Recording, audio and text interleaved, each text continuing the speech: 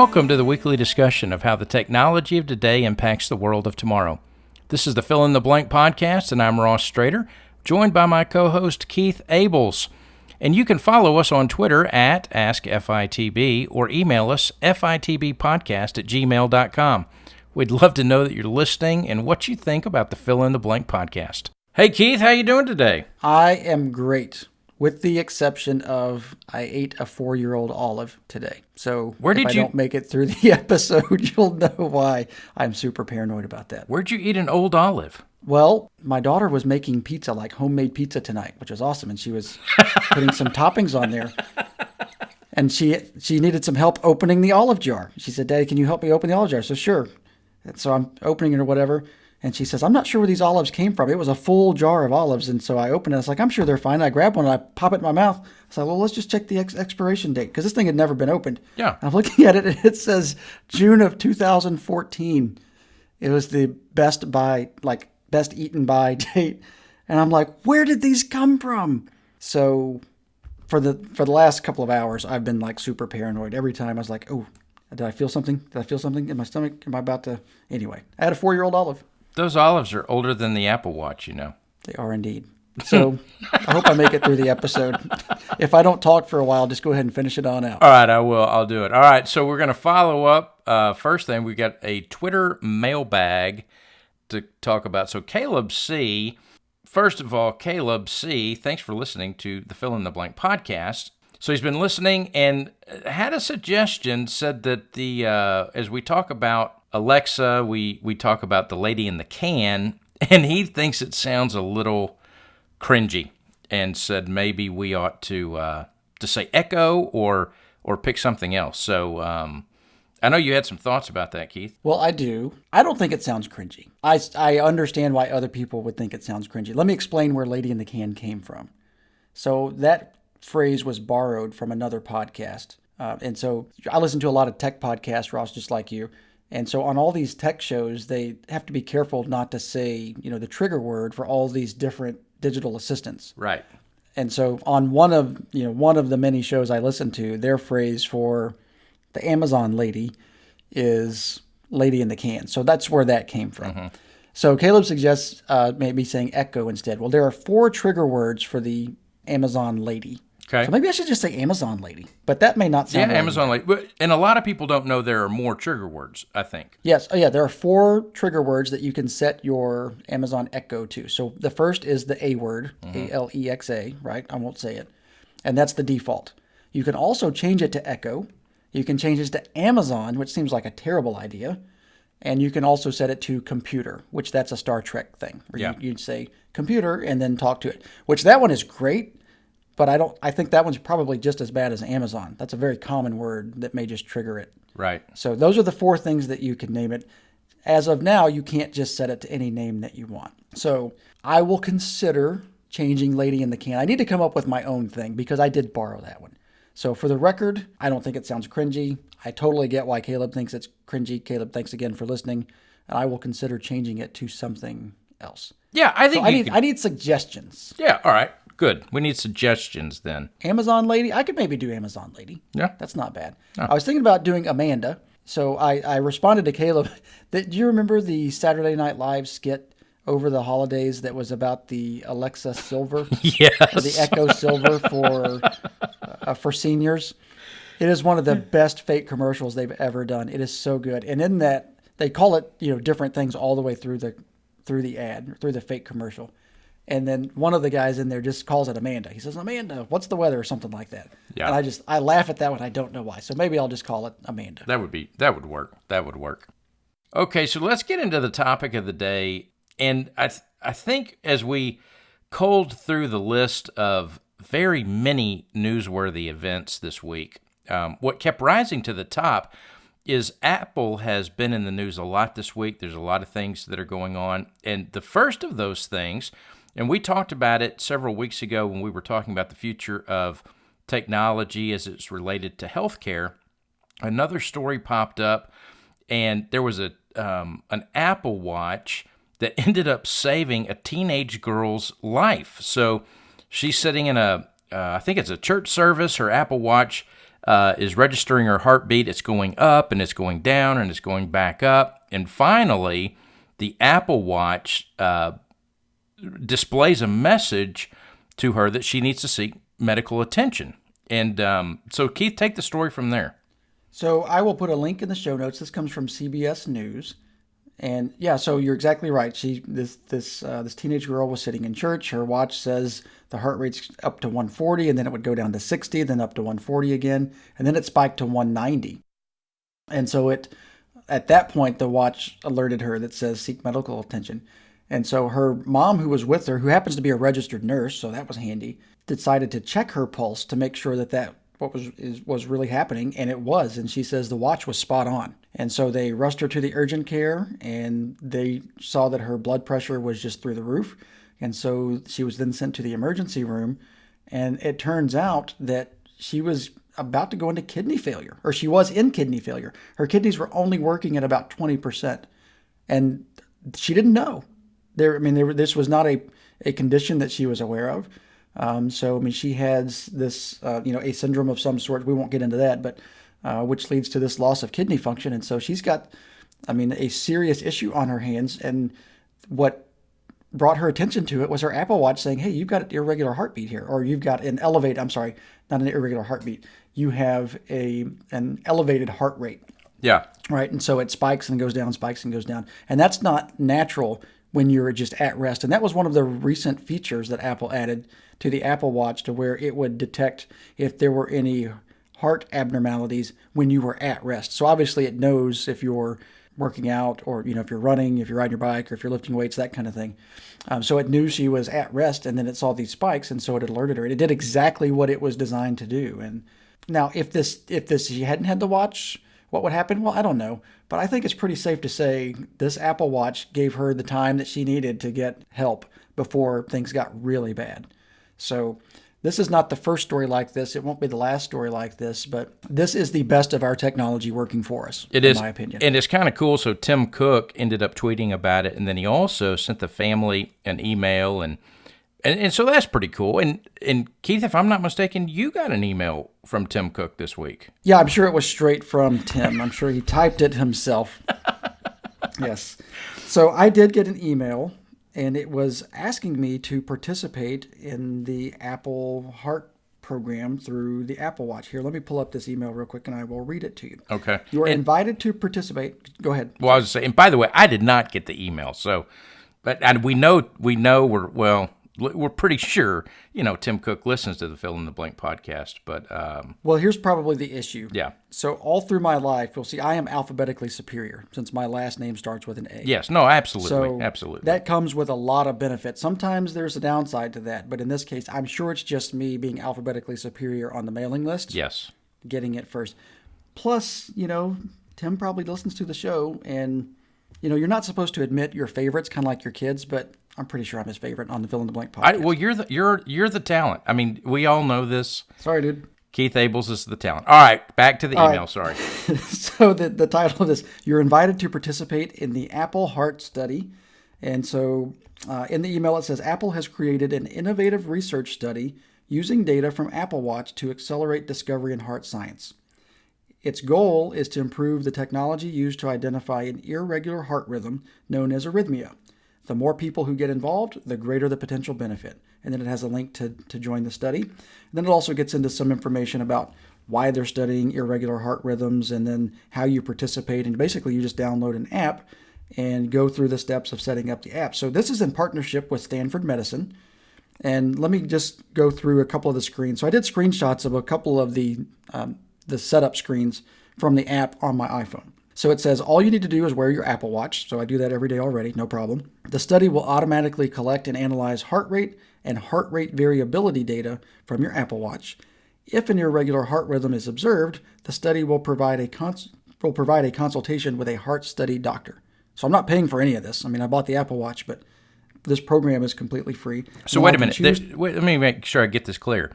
If something comes up, they'll send you... they'll provide the visit for you to go to a doctor to have this follow-up. Well, what they will do, okay, so here's what it does.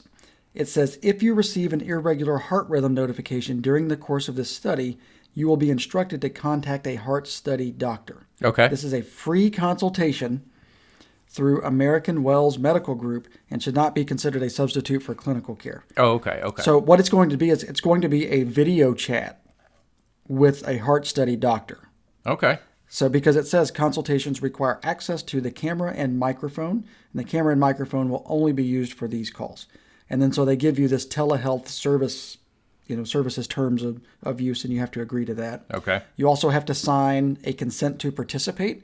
And so as you look at it gives you kind of the disclaimers and all the information you need to know. And when you click the button that says sign consent, it pulls up a little signature box, just like a little digital credit card slip you would sign. Yeah. You sign your name, and then it goes to the next screen, which is a HIPAA release, and you have to sign the HIPAA release. And then after that, it finishes, I guess, downloading the app on your phone, and I am now participating in this study. Hey, that's pretty cool. So I think that's pretty cool. I mean, I don't have any known heart issues. I had to answer some questions, some medical questions that I won't necessarily get into here, and also questions about medication, things like that. But I think this is awesome. I mean, this, again, we've talked about this before. This is the promise of the Apple Watch. Yeah. It really is. It's not about the Mickey Mouse watch face. It's not about, just being able to stream music on your watch. That stuff's cool. But I mean, this is why you buy this thing, in my opinion. Right? I mean, if you're going to buy a watch and you've got all these different options and you've got the means to do it, why not get one that can literally save your life? I know it makes the cost of the Apple Watch seem incredibly reasonable in light of these kinds of facts. You know what I'm saying? So okay, flip this the other way. Okay, if you were this girl's parents and she didn't absolutely have this, and you could say like the day after something bad happened, and this is hypothetical. I don't wish anything bad to happen, obviously. And you were to say, if you could have bought her a watch, or a thing that she wears on her wrist that would have detected this, so that you could have gotten her, to the doctor on time, how much would you pay for that? Oh, and those parents would say, every penny I have. Yeah, that's right. Right? They would say, I would do everything. I would mortgage my house. I would sell my cars. I would do whatever, to buy her one of those things. And then you would say, well, would you just pay $300? Yes. The answer is yes. Oh, yeah. And at that point, $300 seems like a no-brainer. Well, I'm not trying to be an Apple shill here or anything. Do what you want to do. But this kind of story, it makes it hard to ignore the power of an Apple Watch. That's right. And there will be more stories like this. And, I think Apple's handled it great. They've allowed the news to come. Tim Cook will send a tweet about it. And at the same time, so far, Apple's not exploiting all that. So that's good. I mean, I think it's great. They're letting the watch do what it can do. And, I think it's only going to get better. That's the truth of it, because there's a lot of companies investing in developing applications to utilize and leverage the abilities that the Apple Watch has. So I think it's fantastic. Hey, and we would like to know if you received that email as well, and if you're participating in the heart study. So find us on Twitter at AskFITB, or shoot us an email, fitbpodcast@gmail.com. We'd love to know if you're participating in the study as well. Okay, Keith, so that's not the only Apple news that we've had this week, so or in the last month anyway. And we're always interested in the companies that Apple ends up acquiring. So the technology Apple's buying, or the services that Apple ends up buying, because the guess is that they're going to introduce that functionality for their iOS users. And the one that they recently bought was a company called Texture. And Texture is like where Apple News it aggregates news from lots of different sources. Texture is focused on magazines and publications, those sorts of things. And so I know you think a lot of this. I mean, you're excited about the possibilities that may come in the future with Apple's acquisition of Texture. I'm very curious, of course. So Texture is kind of like the Hulu of magazines. So Hulu was made of NBC, I think CBS maybe. So it was made up of the companies that owned all this content. Yeah. Right. So it wasn't like Netflix that was doing its own thing. So it was kind of a conglomeration of these different media companies coming together, and that's what Hulu started off as.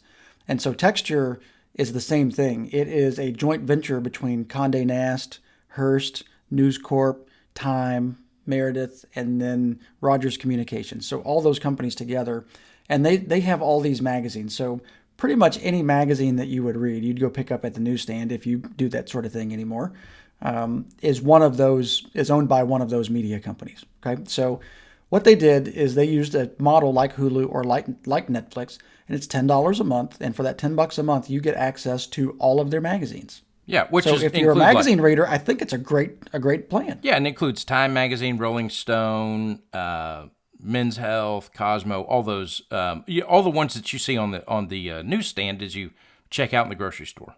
Right, pretty much every mainstream magazine, Yeah. and I'm sure some that you've never heard of. And so for $10 a month, for about 200 magazines, I think that's a pretty compelling offer. Yes. So Apple bought Texture in March, and as far as I know, the service is still around as a standalone app. And so really the question for me is, where does this fit into Apple's overall plan? So you mentioned acquisitions. So Apple bought Beats a few years ago and turned that into Apple Music. Right. So you look at this one and say, okay, they're buying Texture, which is this joint venture from all these media companies that have a magazine subscription. It doesn't feel like Apple wants to be in the magazine subscription business. Mm-hmm. It seems kind of weird. So the question becomes, what are they doing this for? Right. So where does it fit? And some rumor or speculation says that this will be rolled into the Apple News app, which you just mentioned. I don't know. Okay, is it free? I mean, it's Apple, so I got to think no. Right. Right. Yeah, sure. Is it bundled in with an existing subscription? So if you pay for Apple Music, do you pay maybe $5 more and get access to whatever they're going to call this? I doubt they'll leave it named Texture. Right. Right. It'll be Apple something or other. Do they roll everything into one? Because, we're going to talk about also some of their other content that they're building on their own. So, Apple's kind of slowly turning into this media company right before our eyes. And this is one version or one part of that overall strategy. So again, I got to ask, where does this go? What do you think?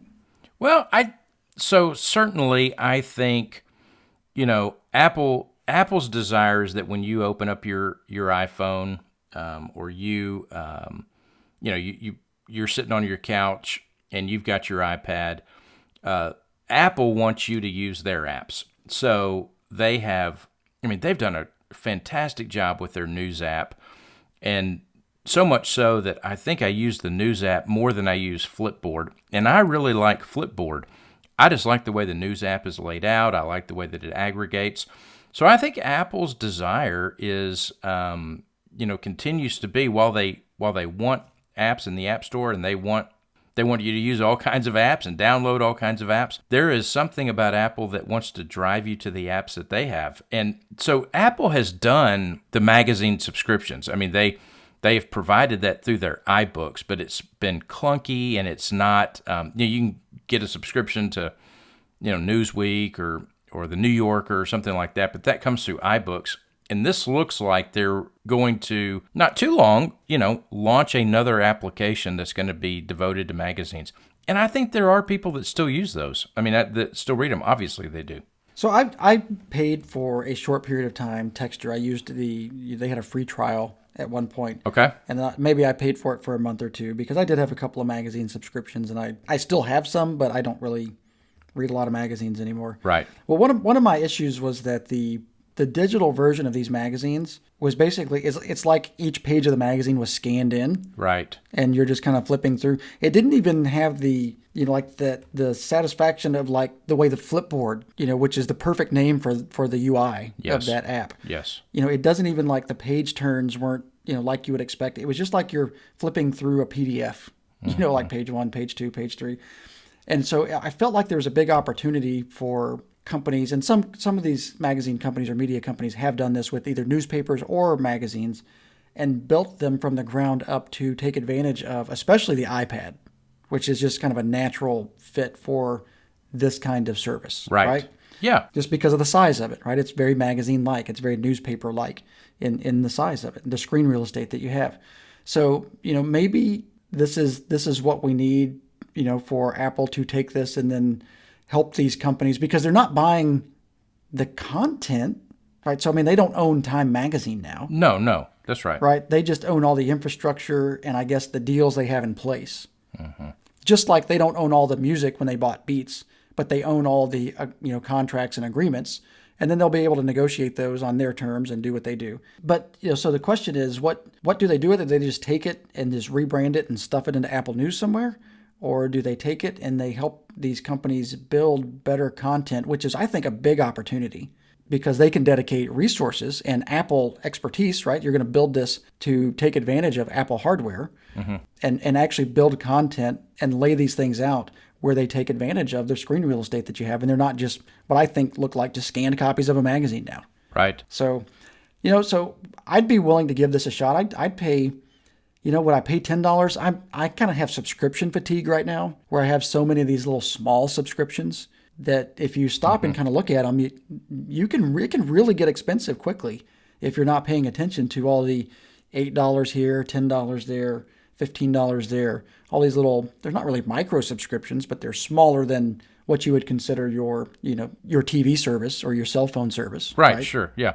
They're much smaller relative to those. So, I mean, I'd be willing to do it, but what's the right number? I don't know. That's $5? I don't know. I don't really know what the right number is. And there must be something about this industry, and the appeal is probably beyond sort of my scope or my frame of reference. So it's outside of my circle of the things I use and the media that I consume.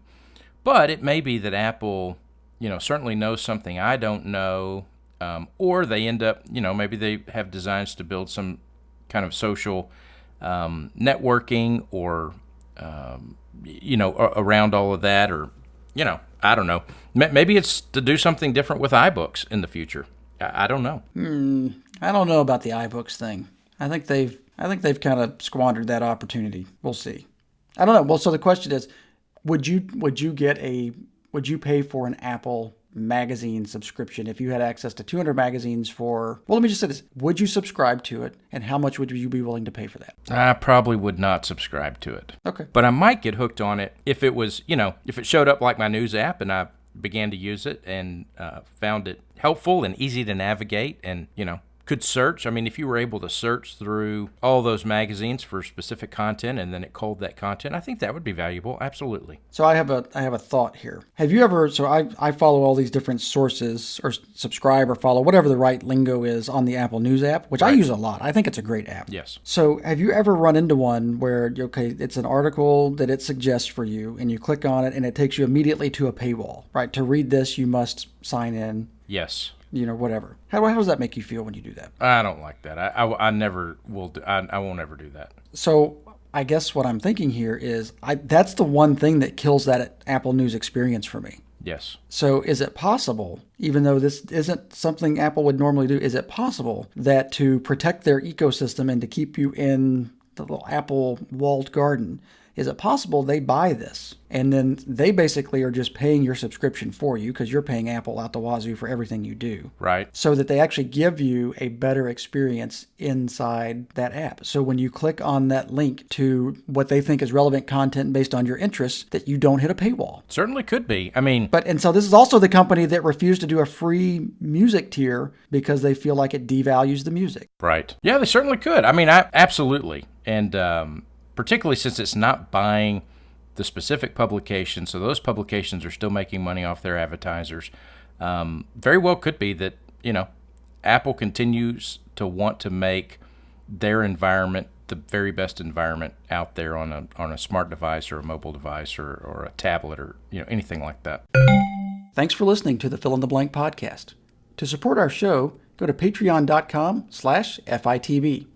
Patreon allows you to support our show on your terms. You can contribute any amount that you want, so you get to decide how much our show is worth to you. A challenge for our listeners is to support us by contributing just $1 per month. That's only 3 cents per day. Your support helps us grow our audience and upgrade our audio equipment. Thanks for listening to the show and supporting us on Patreon at patreon.com/FITB. patreon.com/FITB. All right, Keith. So back to Apple and acquisitions, and we've talked about the Apple Watch.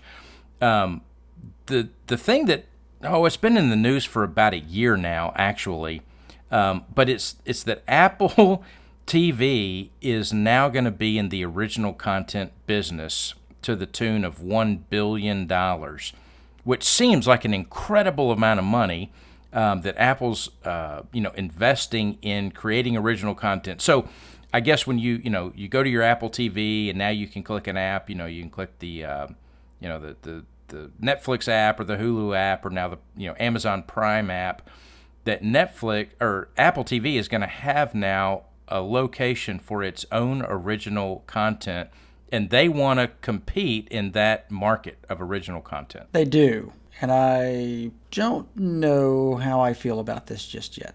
So here's why. They've had a couple of attempts at making their own content. Yes. So, they did the carpool karaoke thing. Yeah, that's right.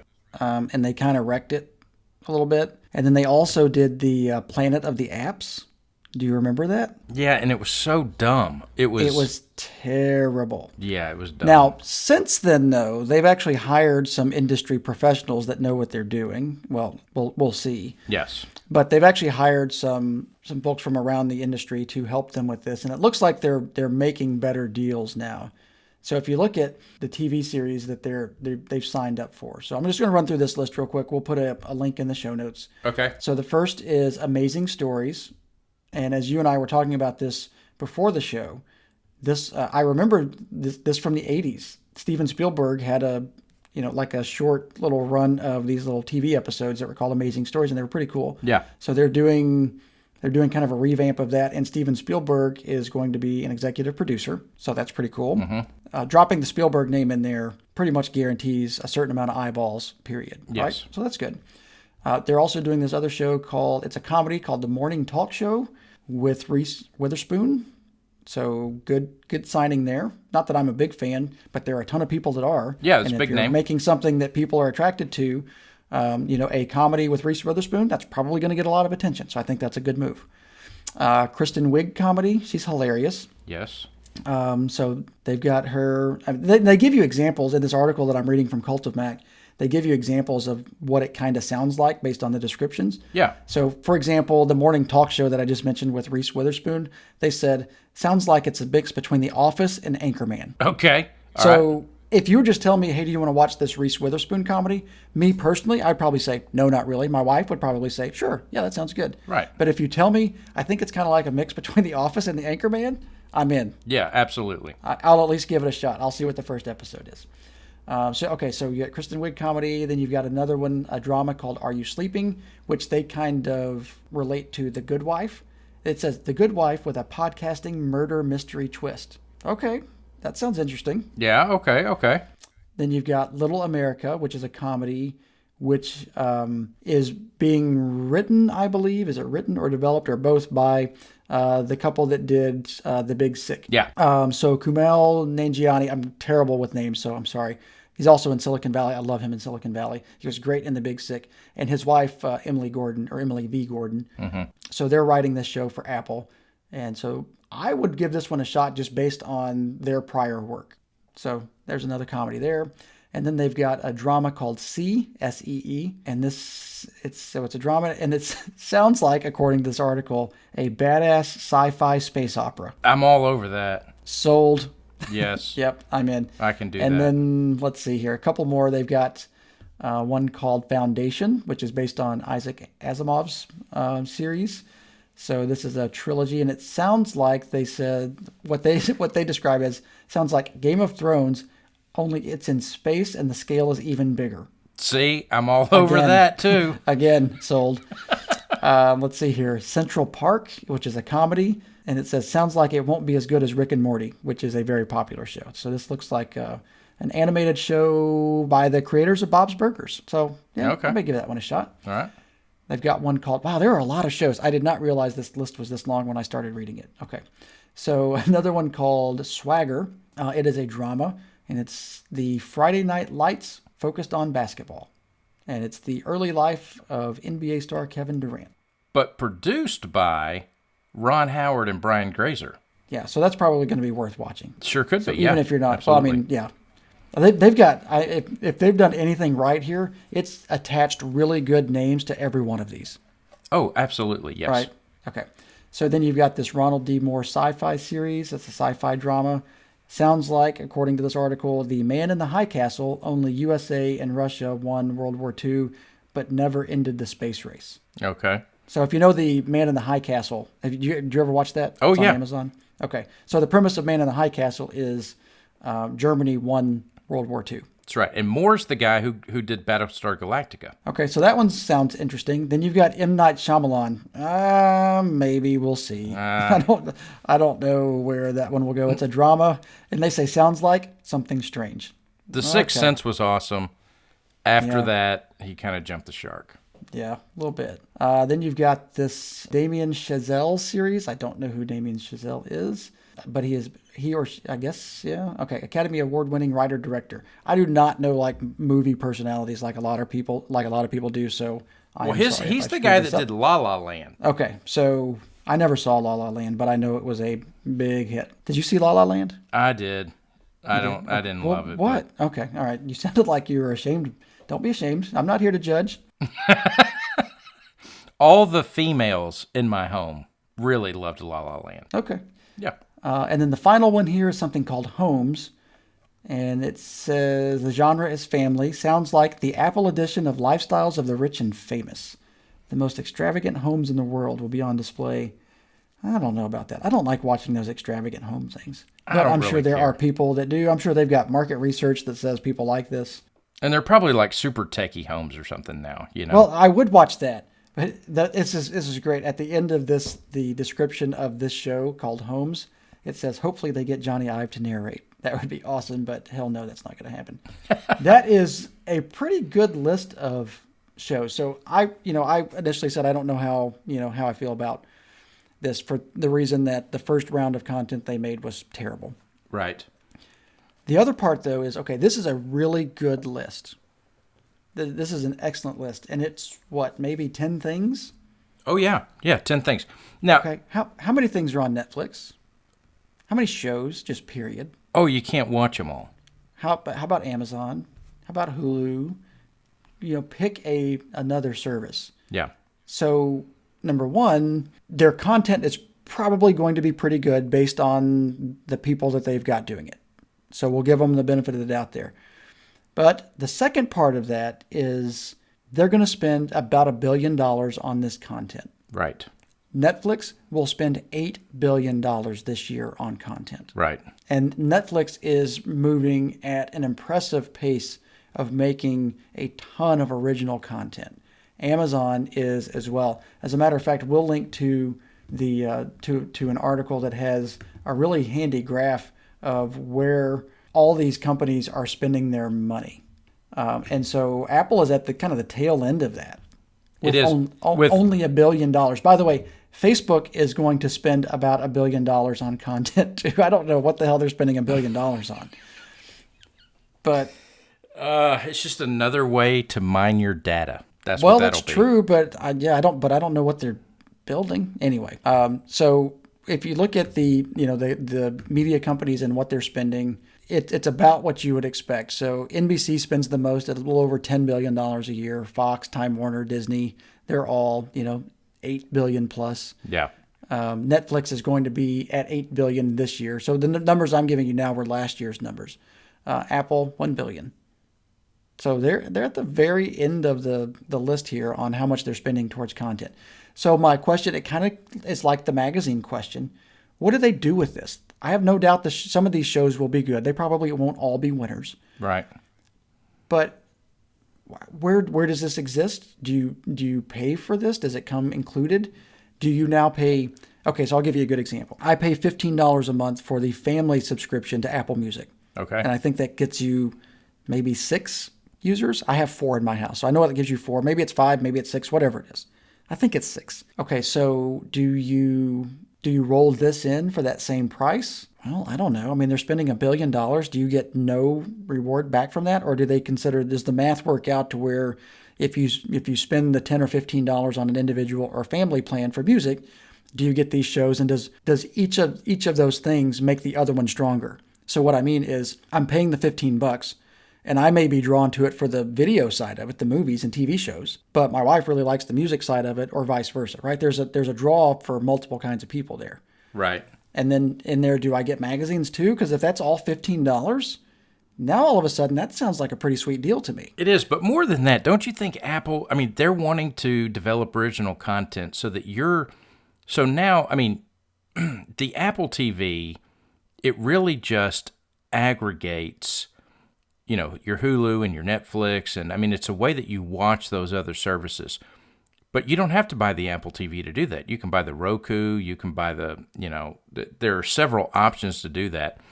With Apple creating original content, that makes it more desirable to now use an Apple TV. So, because from my understanding, I mean, Roku's not developing original content. You know what I mean? So with Roku, you're aggregating what's out there, putting it all on one screen, and now you can navigate between the different services.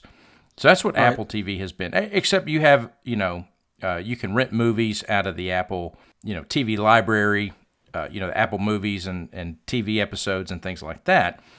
But this original content seems as though it becomes incentive to now use your, Apple TV when you go to make your next purchase, you'll buy the Apple TV.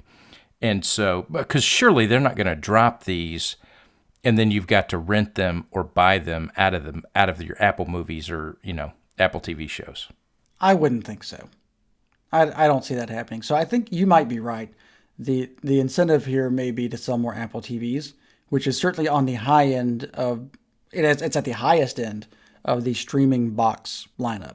Absolutely. And it may be that Apple begins to develop its own content, and then they, renegotiate with Netflix, what Netflix pays to have that content streamed through Apple TV. Who knows? Yeah, this it'll be interesting to watch. I'm very curious to see where all of this goes, because they can't charge for this.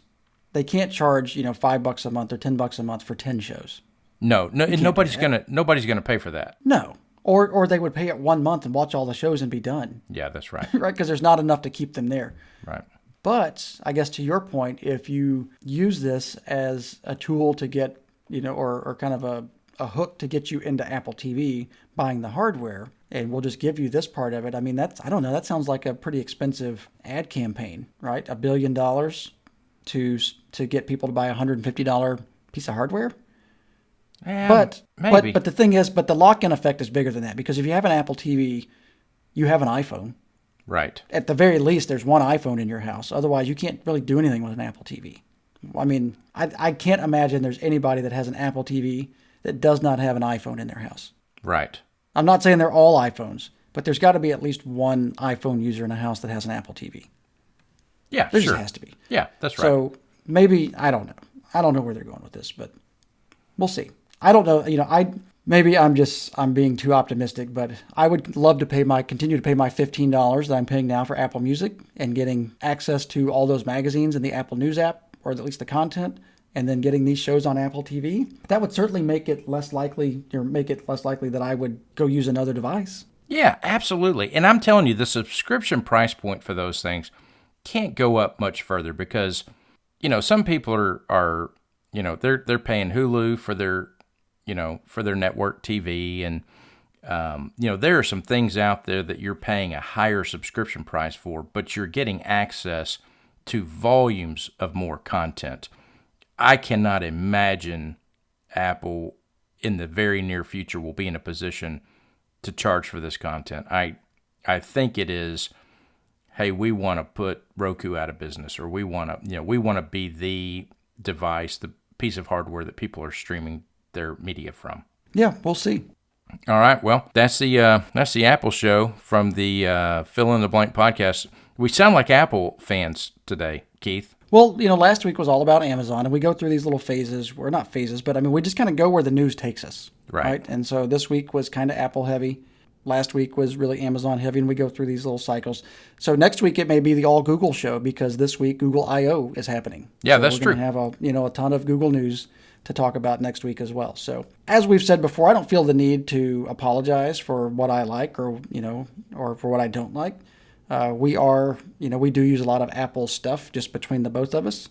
But it just so happens all this stuff was in the news and it was worth talking about. So. Yeah, that's right. That's absolutely And it's right. our show. We get to talk about whatever we want. We get to talk about whatever we want, which brings me, Keith, to the blank check of the week. The blank check's a segment where that's exactly what we get to do. We get to talk about our blank check and whatever it is that we've come across this week that we find interesting or valuable, and we want to share that with our listeners. And so, Keith, you've got a blank check this week. What is it? All right. So this is kind of relevant based on the conversation we just had. And this is a new website called cordcutters.com. And it is a really good kind of starter's guide if you are considering an alternative TV solution. So I'm not a big fan of the cord cutter name because I just think it's kind of overdone a little bit. Right. But most people kind of recognize what that means. So the cordcutters.com is a great place to start if you are just trying to figure things out. So so what is cord cutting? They help you define that. They give you guides to the hardware that's out there. And there's a ton of options out there. And so they have really good breakdowns of all the different hardware options. And none of this is written from the perspective of trying to push one solution over another. It is pretty neutral and kind of objective in the recommendations that it has. And I think we all know, depending on what you prefer, so we were just mentioning, if you're an iPhone user, then an Apple TV probably makes a lot more sense to you than if you're an Android user. Right. Right? You may want to go to a different solution. So they do a really good job of explaining all of your different options as far as hardware, and then also do a good job of explaining all the different services that are out there, and gives you kind of the pros and cons as they see them. And I think it's a really good starting point if you are just curious what options are out there, or even if you are pretty well versed in all of this, there's always some new information to find out. And so there's just a lot of good stuff on here. So there's a hardware guide, there's a services guide, there's a section in here about how to do live TV, how to do sports, and all that kind of stuff. So I think it's a great starting point. The people that are producing this, I've known from other tech sites before and other podcasts, so I kind of trust their judgment on a lot of these things. It's well written, lots of good stories in here, lots of good content. And it's a good starting point for anybody that's interested in an alternative TV solution. So cordcutters.com. Oh, that's great. That's a great blank check. Well, so interestingly enough, my blank check is also a website this week. And I came across this. I was watching a YouTube video to try to figure out how to use one of the programs that I use periodically. And I was wanting to do something I didn't know exactly how to do. So I just went to YouTube. I Googled it. And I watched this guy give this, 6-minute tutorial on it. But in the middle of the tutorial, he opens up. He was screencasting his laptop. But in the middle of the tutorial, he opens up a website where he was going to get some information from. And I'd never seen the website, and the way that it was laid out was fascinating to me. And so I paused it there, and I, zoomed in to see what it was. And it is a website called Panda. Now, to get to the website, you go to usepanda.com. All right, we'll put a link in the show notes. But essentially what it is, they describe themselves this way, as a smart newsreader built for productivity, powered by integrations. So you can browse multiple websites at the same time. So you set up the websites that you want it to browse. Essentially, it aggregates, I think it's every hour, every half hour, the articles on each of these websites. But then in this interface here on this, in your web browser, it allows you to organize the way that this information appears, okay?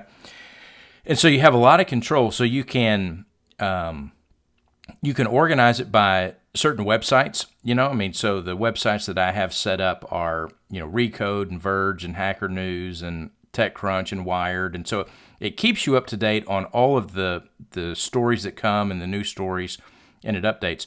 But then you can also search all of those news feeds and dozens and dozens of more news feeds for specific things, and then it lays those out into your browser in a way that's very easy to get to exactly what you want to do. And I just found this website fascinating. And so they have a free version, and the free version lets you do almost everything you want to do. You can also upgrade to a premium that allows you to do several more things. And the premium, I don't think, is very much money. But anyways, the Panda, use panda.com. I think the layout is fantastic and makes some of the news that you might be looking for on a regular basis very accessible, and you don't have to go to each of those websites to be able to keep up with that. So is this more, would you say this is more RSS-like or more Flipboard-like, or neither? Well, I think it is, in many ways, I feel like it is a combination of both of those. And so, in Flipboard, you can go to specific magazines and or online journals or online blogs or things like that, and you can browse what's in those. But Flipboard will only allow you, so you can set up some things you want it to search and things like this. What this does is it more aggregates the specific things that you want, lists out all the articles in a way that feels a little bit more like Flipboard, but is operating more like an RSS feed. Okay. Yeah, so I thought it was fascinating. I'm playing with it on my iPad right now, and looks like there might be a little bit of a learning curve, but I'm watching their little demo, and it's very intriguing. How did you find this? Well, I was on YouTube trying to search for how to do some layers in InDesign, actually. And so I was just watching this one thing, trying to figure it out. This guy. And so you went down the YouTube rabbit hole? I did, but like it ended 3 up hours not being. later, It ended up not being a YouTube rabbit hole. It ended up being a Panda rabbit hole, because I saw this guy's screenshot and I thought, I have never seen that before. I've never even come across that.